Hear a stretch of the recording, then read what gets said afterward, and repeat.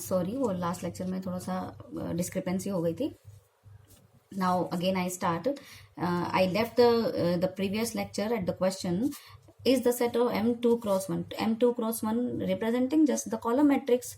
Column matrix मतलब कि जिसमें दो रो हैं, एक ही कॉलम है. A vector space over R with respect to the vector addition and scalar multiplication. तो आपका वेक्टर एडिशन डिफाइन है, डिफाइंड एज फॉलोज. आपका वेक्टर एडिशन डिफाइन किया गया है. ये एक मैट्रिक्स है, ठीक है, ये भी एक मैट्रिक्स है. दो मैट्रिक्स को ऐड करने का तरीका है कि उनके कॉरस्पॉन्डिंग एंट्रीज को ऐड कर दो. इवन ये तरीका तो नॉर्मल तरीका है. इसी तरीके से ही आप हमेशा दो मैट्रिसेस को ऐड करते हो कि दोनों एंट्रीज को ऐड कर दो. अब ये तो हो गया वेक्टर एडिशन. अब दूसरा क्या है, स्केलर मल्टीप्लिकेशन. कि अगर एक रियल नंबर की फील्ड से एक अल्फा पिकअप किया जाए और यहाँ एक मैट्रिक्स हो, तो मैट्रिक्स में स्केलर का मल्टीप्लिकेशन यहाँ पर नॉर्मल तरीके से डिफाइन नहीं है. यहाँ कुछ ऐसा कहा गया है कि आप ऐसे कर दो, अल्फा का अंदर जब ये एंट्रीज में मल्टीप्लाई करोगे तो अल्फा का माइनस अल्फा कर दीजिएगा. ये कहा गया है आपसे. क्या कि अगर फॉर एग्जाम्पल, मैं एग्जाम्पल देती हूँ. एग्जाम्पल 2 क्रॉस 1 की मैट्रिक्स है आपकी. सपोज ये दो रो एक कॉलम. इसमें अगर आपको किसी भी एलिमेंट में कहूं कि 2 का मल्टीप्लाई करना है तो आपको कैसे करना है इस रूल के अकॉर्डिंग. -2 × 1 2, -2 × 2 4, माइनस का 4. ये आएगा आपका रिजल्टेंट. यहाँ पर स्केलर मल्टीप्लिकेशन सिंपल तरीके से नहीं डिफाइन है, थोड़ा सा घुमा दिया है क्वेश्चन को. तो आपको चेक करना है कि ये इज आगे इज लगा हुआ है, तो ये चेक करना है आपको कि ये वेक्टर स्पेस है या नहीं है. And the answer is no.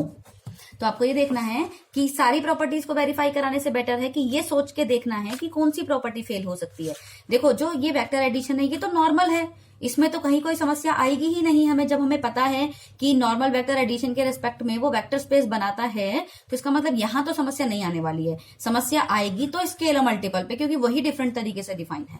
तो स्केलर मल्टीप्लीकेशन को आप चेक कीजिएगा कि कौन सी प्रॉपर्टी फेल हो रही है स्केलर मल्टीप्लीकेशन की, तो आपका काम हो जाएगा. आंसर मैंने बता दिया है, नो है. फिर उसके बाद में आप मुझे कमेंट करके बता दीजिएगा कि कौन सी प्रॉपर्टी यहां पर फेल हो रही है. अब हम नेक्स्ट क्वेश्चन सॉल्व करते हैं. Show that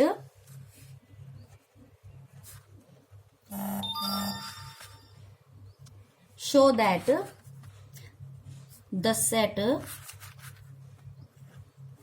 Q√2, Q is the set of complex number which is defined by a plus b√2 where a comma b belongs to the field of rational numbers.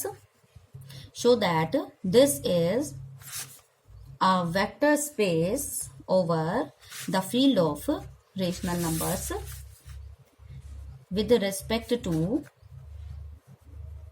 vector addition and scalar multiplication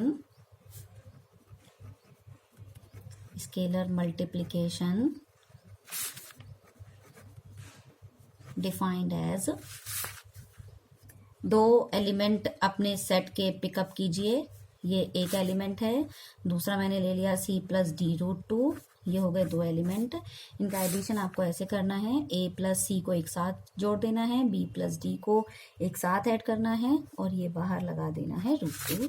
और अब scalar pickup करना है. मान लिया field से, rational field से आपने alpha scalar लिया है और A + B√2 आपने अपने वेक्टर स्पेस जिसको दिखाना है उस सेट का एलिमेंट लिया है. तो ये अंडर एंटर कर जाएगा α_a + α_b√2.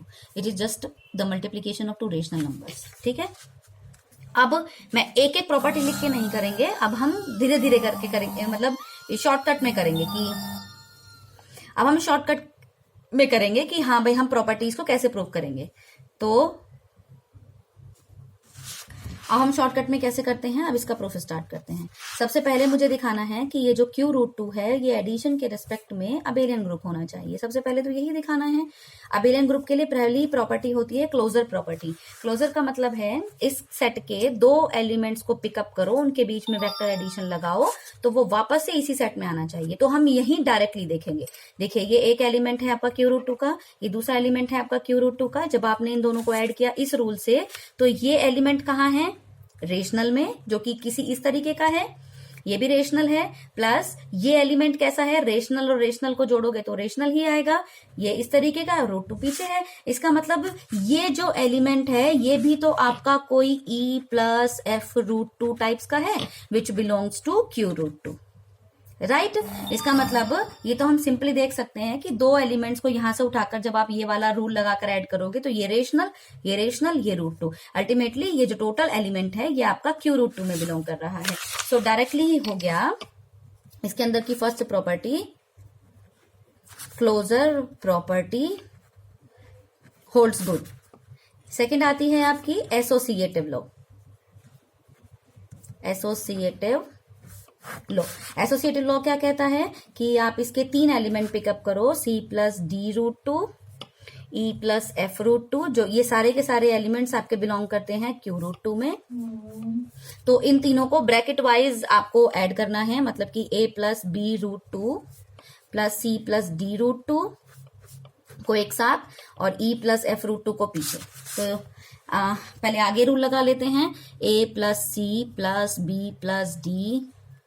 √2 plus E+F√2, right. अब इसमें इसको ऐड करना है, ये एक एलिमेंट है, ये एक एलिमेंट है, तो ये हो जाएगा A+C plus E plus B+D plus F√2, कुछ ऐसा ही तो बनेगा ये। अब या तो मैं इसी में ही चेंजेस कर लूं, मतलब कि या तो मैं यहां पर ही ब्रैकेट्स को आगे पीछे कर लूं, या फिर मैं इसकी दूसरी साइड को सॉल्व कर लूं। जैसे मैंने यहां पर दो ब्रैकेट्स आगे लगाए हैं, ऐसे ही ये इसको खोल करके तो ये आया है। ऐसे ही मैं क्या करती हूं, अब ब्रैकेट लगा लेती हूँ पीछे की तरफ। नाउ A+B√2 को आगे रहने देती हूँ और पीछे लगा लेती हूं मैं C+D√2 प्लस E+F√2। अब इनको सॉल्व कर लेते हैं, आराम से हो जाएगा ये भी। A+B√2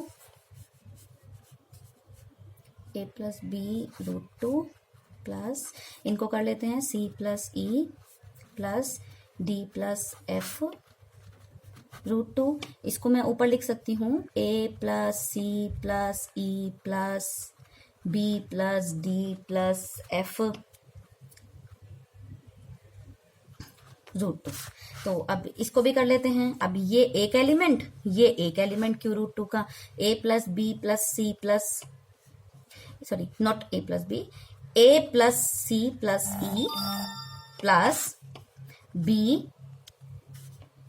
plus D+F√2। तो अब देखिए इसकी मतलब कि लेफ्ट हैंड साइड और राइट हैंड साइड दोनों इक्वल हैं। This imply this is equal to this. आगे की तरफ से ऐड किया और पीछे की तरफ से ऐड किया, now done. Hence associative law holds good. तो ये हो गया पहला। दूसरा, अब थर्ड आता है आपका existence of identity. Existence of identity. अब यहां पर एग्जिस्टेंस ऑफ आइडेंटिटी आप कैसे करोगे, मतलब कि आपको आइडेंटिटी एलिमेंट आराम से, कुछ भी दिक्कत नहीं आएगी। मतलब कि एक आपको ऐसा एलिमेंट ढूंढना है कि उसे A+B√2 एक सिंगल एलिमेंट में यहां पर जोड़ दूं तो वापस से A+B√2 ही आ जाए। Now define the zero element in Q√2 as, इसको मैं ऐसे देखो, ये not zero, not exactly zero, this is bold zero. Bold zero का मतलब होता है element of your vector space, ठीक है। Q√2 का एलिमेंट है एंड आइडेंटिटी एलिमेंट, इसको हम ऐसे लिख सकते हैं 0 + 0 √2, ठीक है। This is belongs to Q√2। Now A+B√2 plus 0 + 0 √2 which will be equal to what, आप बता दीजिए कि ये किसके इक्वल होगा। आसानी से आप बता सकते हो मुझे कि ये सेम हो जाएगा a plus 0 plus b plus 0 √2। अब देखिए, अब जो देखो, ये वाला जो 0 था, this is not 0, this is the 0 element of q√2। लेकिन इस 0 एलिमेंट दिखता कैसा है, q√2 में से q का सिंपल 0, ये साधारण वाला 0 है, ये भी साधारण वाला 0 है, और ये √2 है। तो जब रेशनल में 0 जुड़ेगा तो रेशनल ही आएगा, b में 0 जुड़ेगा तो b ही आएगा, √2। ठीक है। अब इस वाले एलिमेंट को जब आप आगे रखोगे, मतलब कि 0 plus 0 √2 plus a plus b √2, तो भी सेम आएगा आपका a प्लस b √2। ठीक है। तो इसका मतलब क्या हुआ, यहां पर मैं दूसरा पेज ले लेती हूं। इसका मतलब क्या हुआ, 0 प्लस 0 √2, मतलब कि ये वाला bold 0 element belongs to q√2 is identity in q√2। ये है आपकी एडिटिव आइडेंटिटी। ठीक है। अब नेक्स्ट आती है आपकी एग्जिस्टेंस ऑफ इनवर्स। नेक्स्ट आती है आपकी एग्जिस्टेंस ऑफ इनवर्स। अब आपको पता है कि if a plus b √2 belongs to q√2 है, दिस इंप्लाई, देखो जब a q में था तो माइनस का a भी q में होता है, जब b q में था तो फिर माइनस का b भी कहाँ होता है, q में होता है, belongs to q√2। Now a plus b √2 plus minus का a माइनस का b √2, this is equal to a minus a plus b minus b √2।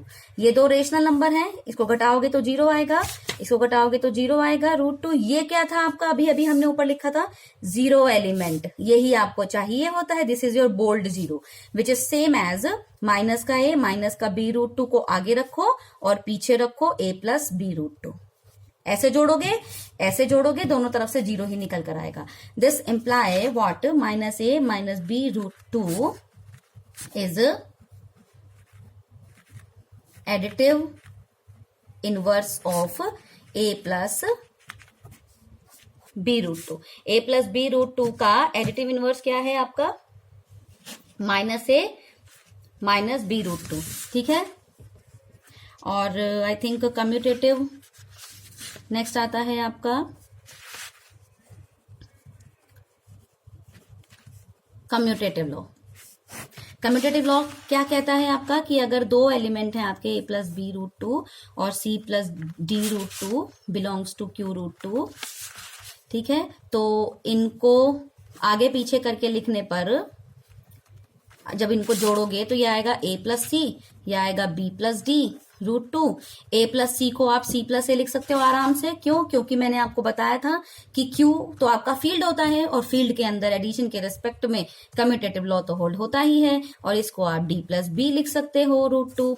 ये हो गया c प्लस d √2 एक तरफ प्लस a प्लस b √2 एक तरफ, तो हो गया u plus v is equals to v plus u। Done.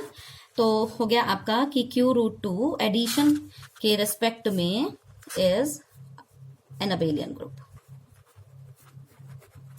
यहां तक तो डन। अब नेक्स्ट आती हैं आपकी, शुरू हो जाती हैं स्केलर मल्टीप्लीकेशन। स्केलर मल्टीप्लीकेशन अब मैं इसको करूंगी नहीं, आपको डायरेक्ट बताऊंगी।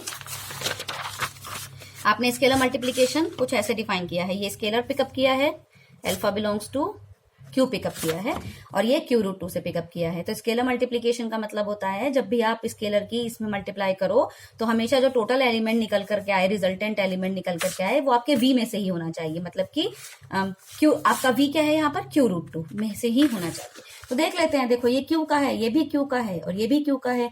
अब मल्टीप्लाई किस हिसाब से हो रही है, alpha a plus alpha b √2, alpha a q में से, अल्फा b q में से, तो टोटलिटी में जो एलिमेंट निकल के आ रहा है आपका रिजल्टेंट वो q√2 में है। So scalar multiplication law holds. ये तो डन है, ठीक है, डायरेक्टली ही। तो अब इसकी अगली प्रॉपर्टी क्या आती है आपकी कि मैं अल्फा पिकअप करती हूं अगर आपका यहां से, और दो एलिमेंट पिकअप करती हूं ये और c प्लस d √2 आपके q√2 में से, तो अल्फा a प्लस b √2 को मैं ऐसे लिखती हूँ, और ये c प्लस d√2 को मैं ऐसे लिखती हूँ।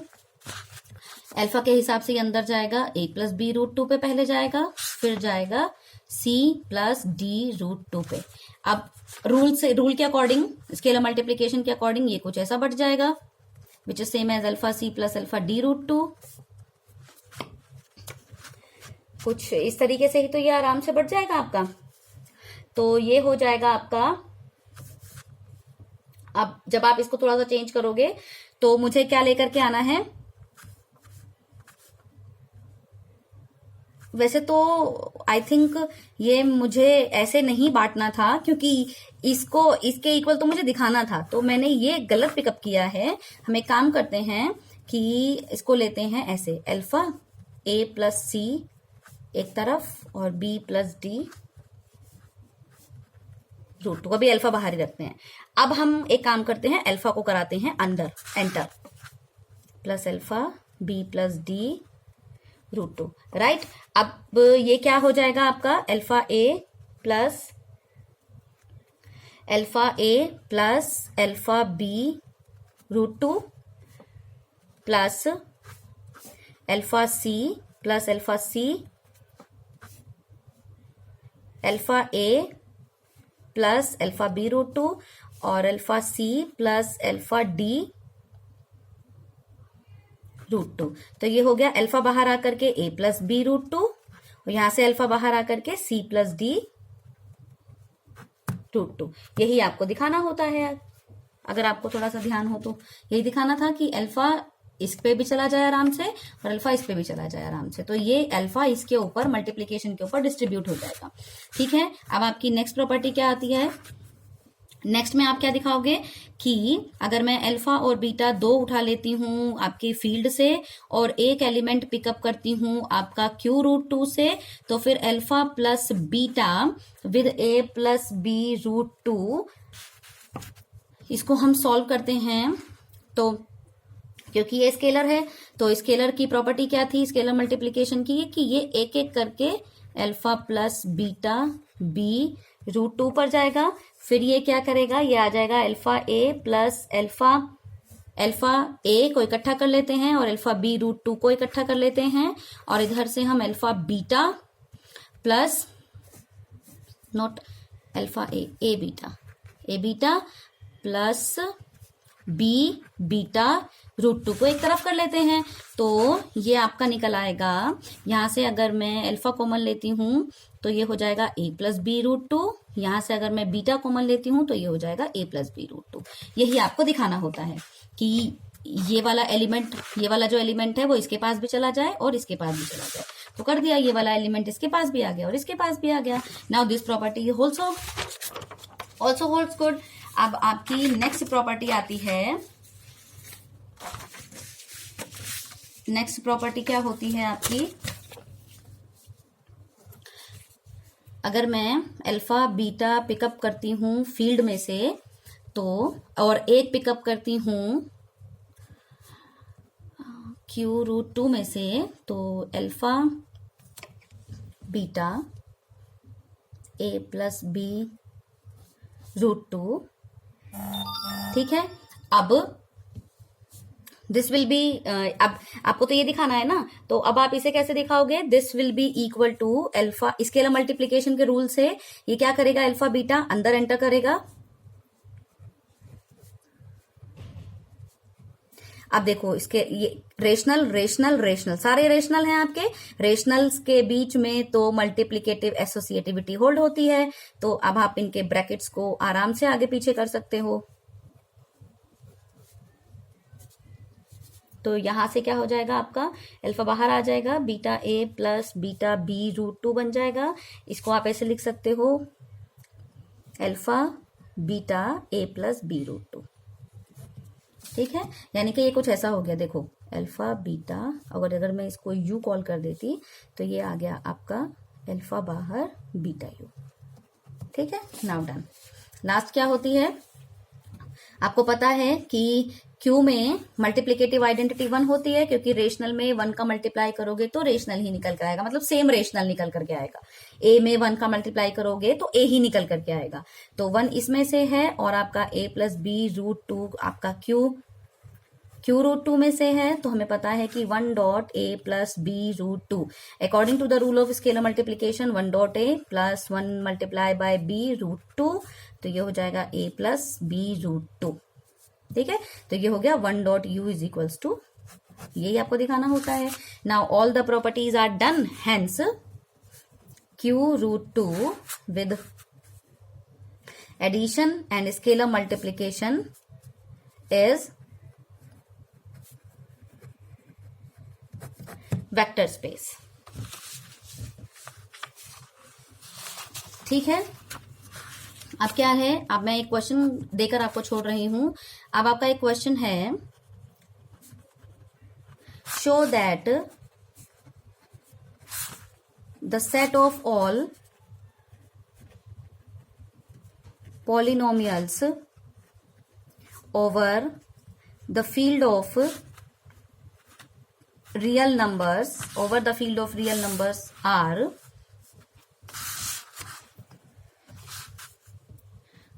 form a vector space with respect to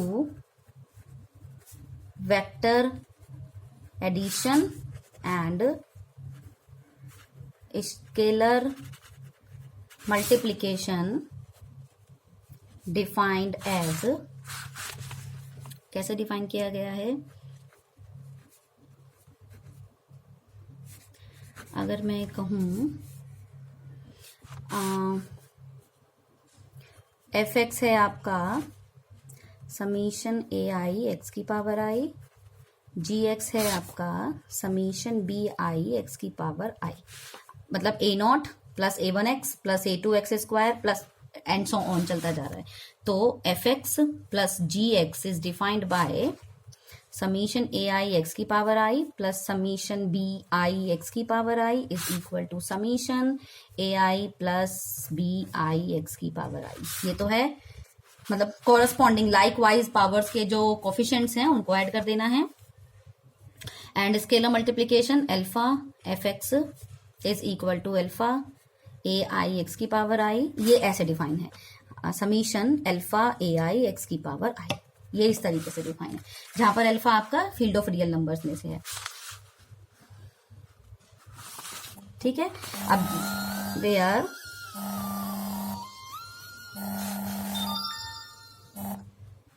where the coefficients in this question